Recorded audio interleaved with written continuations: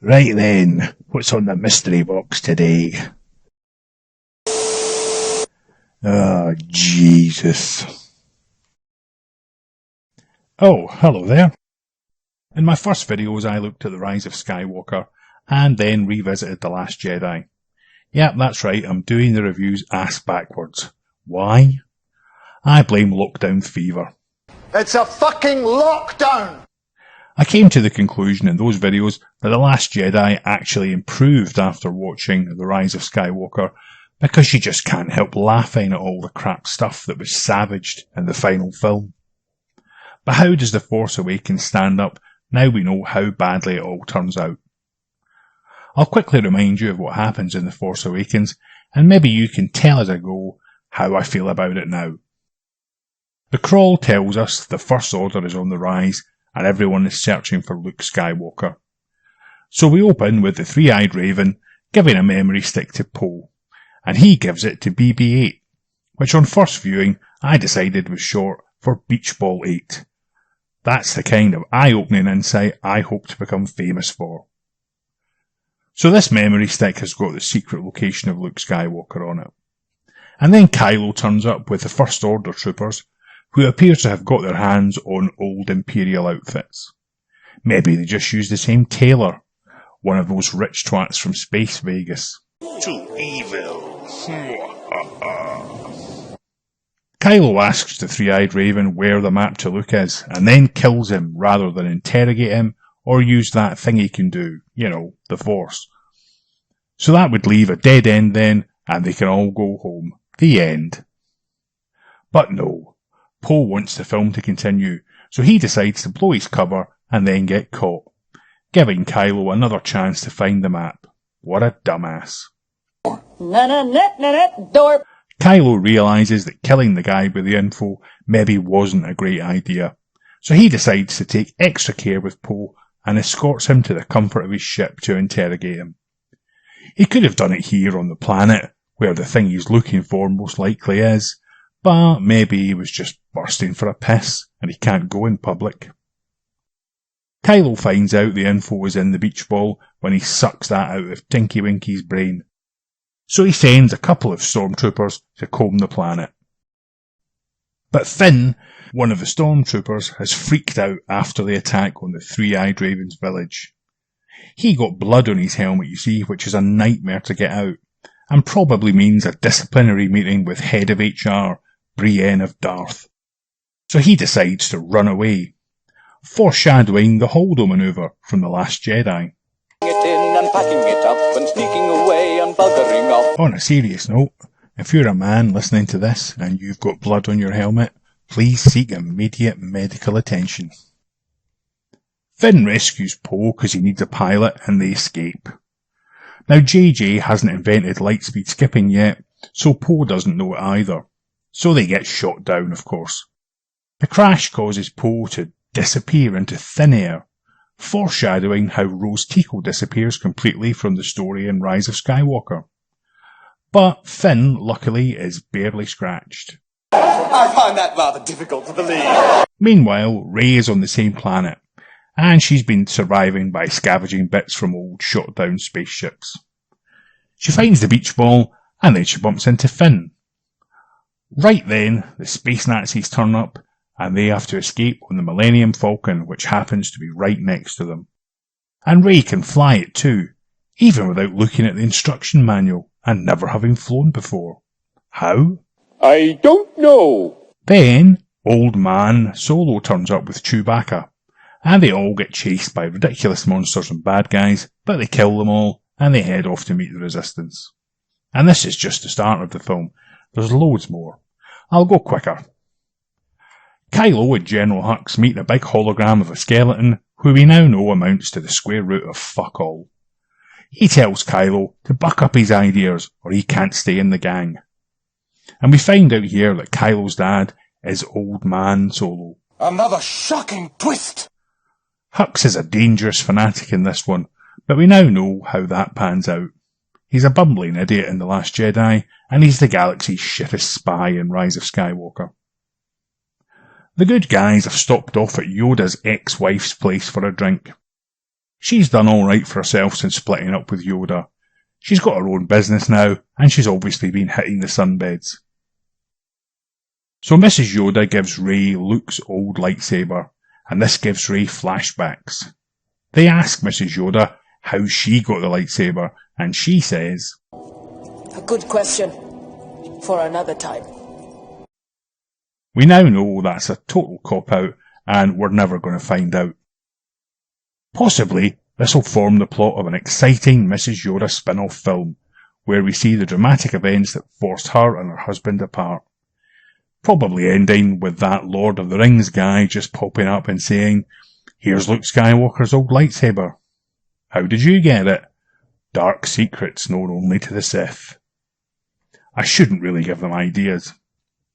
Oh yeah, the new space Nazis have a big fuck-off gun inside a planet called Star Killer Base. 'Cause you need a planet-sized gun for a Star Wars movie. And it destroys a bunch of planets. So maybe Planet Killer Base would have been a better name. Mind you, it drains stars till they go out to power up its gun. It seems to me that that's a lot more dangerous than the big fuck-off gun. Suddenly, the space Nazis turn up at Mrs. Yoda's place, and there's a big fight where Rey gets captured by Kylo. She then gets taken to the big gun planet, which is exactly where they all need to go anyway, so that's fine. At Resistance HQ, old Lady Leia says they need to blow it up. And Finn used to clean the shitters out on it, so he knows all about it. And so they all head off to do that.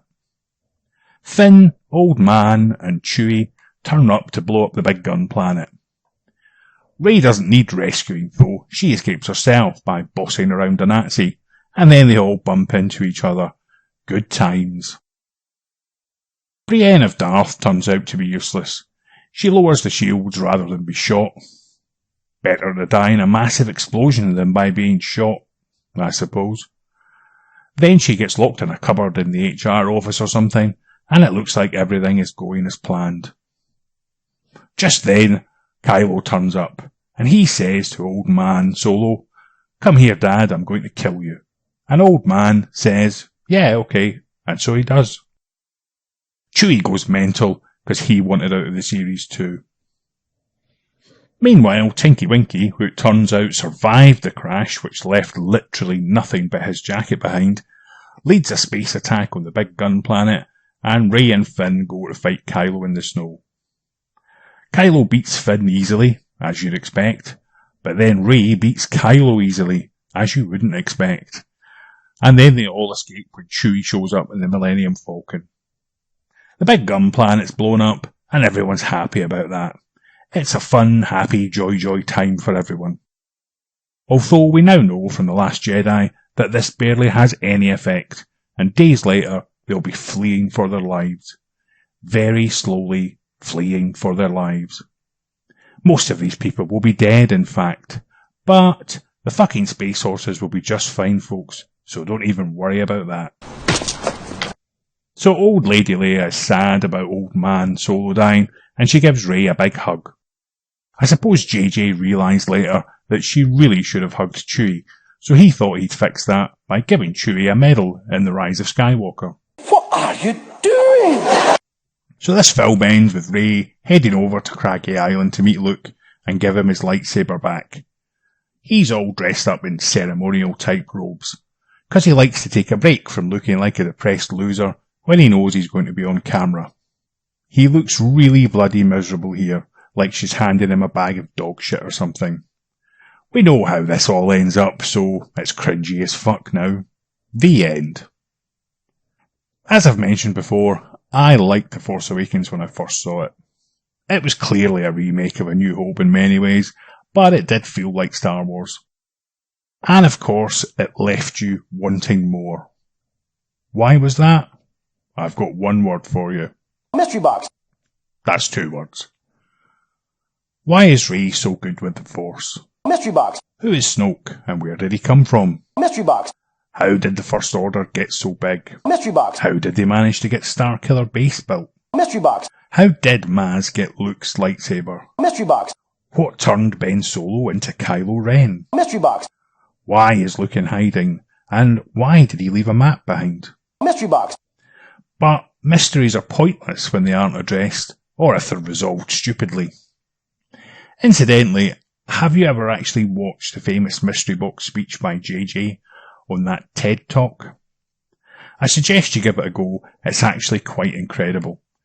To sum it up for you, it's basically a writer stroke director standing in public and admitting that he can't fucking write.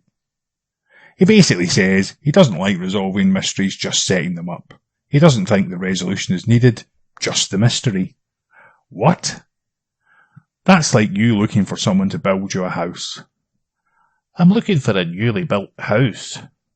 I'm the man for you. I'm the man, the very man. Foundations, floors, walls, lens flare, you name it, I can do it. It sounds great. What about the roof? Well, you see, I love doing foundations and walls and stuff, and especially the flares, but I don't really bother with roofs. Why's that? I just don't think they're important. Do you live in a house with no roof? Of course I don't live in a house with no roof, I'm not a fucking idiot. So when do I start? Tell me more about this lens flare stuff. Seriously though, would you hire him? And yet JJ continues to get writing gigs. He makes a speech about not caring about writing satisfying stories, and he continues to be employed. Why do Hollywood execs do things like that? Cocaine's a hell of a drug. I mean, he's a good director, but keep him away from the script for fuck's sake. To go off on a tangent, stay on target. The whole situation with wave after wave of shitty scripts that we've seen for years now needs addressing. In his 1992 film, the brilliant The Player, director Robert Altman and writer Michael Tolkien have a pop at film studio execs. Not the fact that one of them is a murderer, sorry, spoilers, but in the part where the new up-and-coming executive tells all the veterans that they don't need writers anymore. He explains that people just want stars and the stories can just write themselves. She'll have a happy ending on it, the script will write itself. He reckons the execs can come up with the ideas and scripts. Who needs professional writers? Now this is a film from nearly 30 years ago, and from a veteran of the film industry, who's sadly no longer with us, so it's fair to say that this is probably what he saw happening. It seems to me now that studio execs and directors think they can just knock out any old shit for a script. As long as it's got the right brand, some flashy set pieces, and some big marketing bucks behind it, it will do just fine.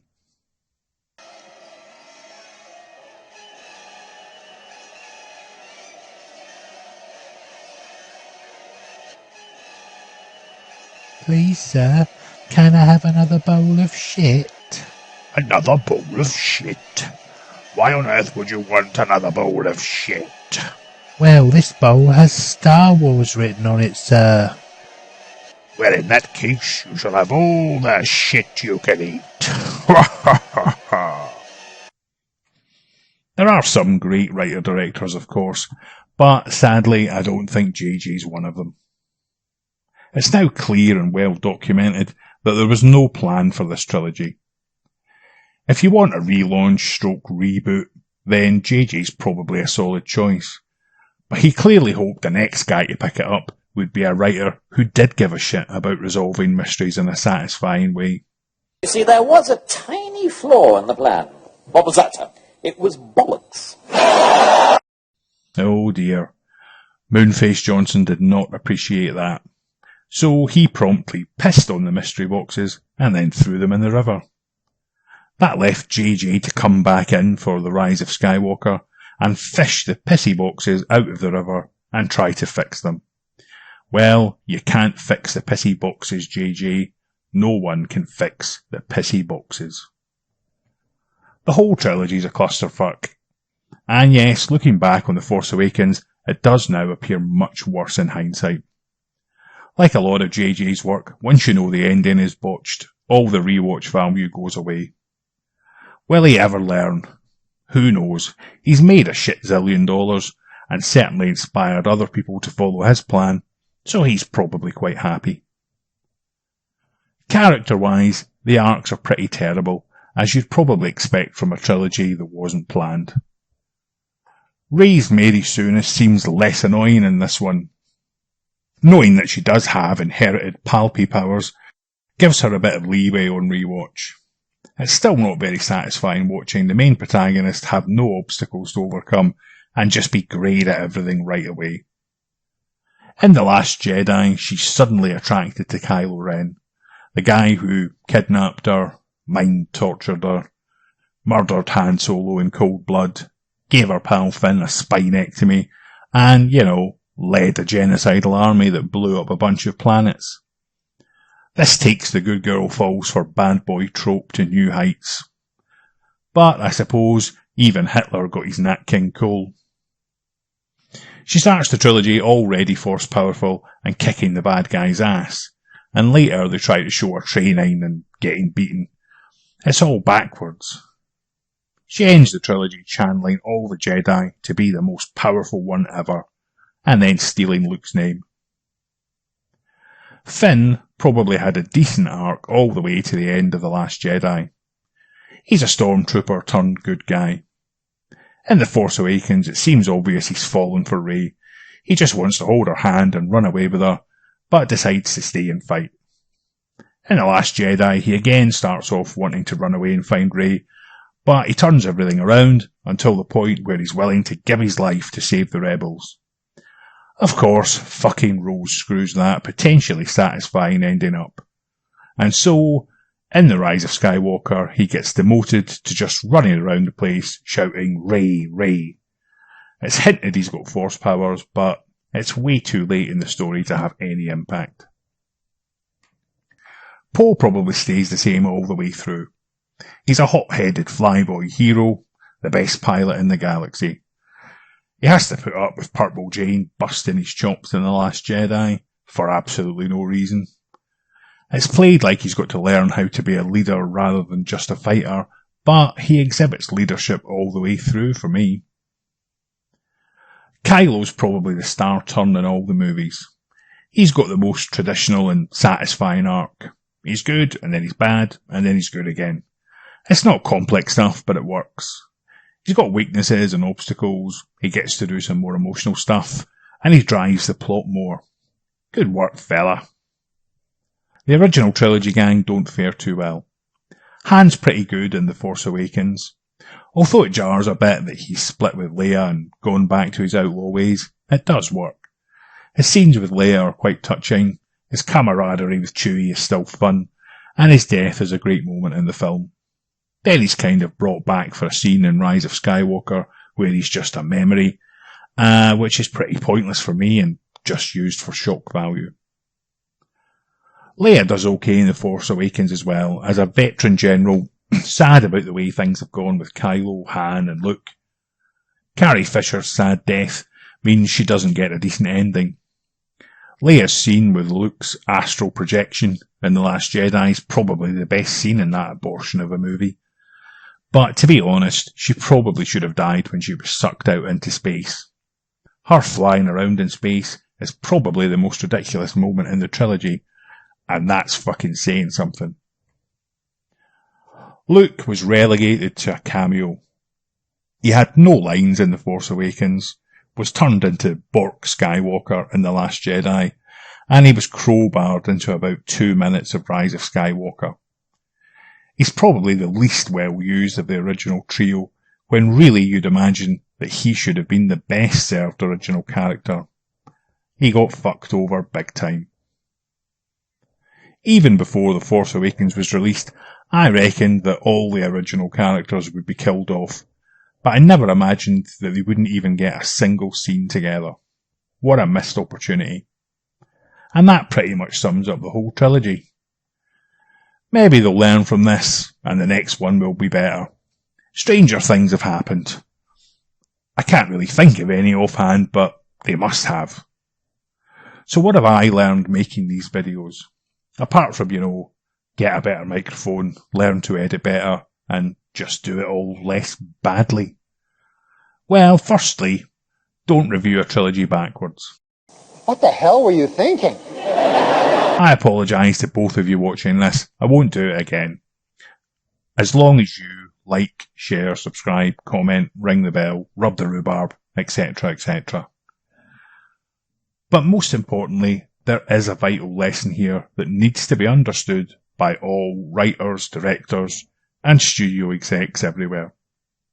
Even fans and reviewers can learn from this. It's more than just a lesson about movies. I think it's a lesson about life. And that lesson is,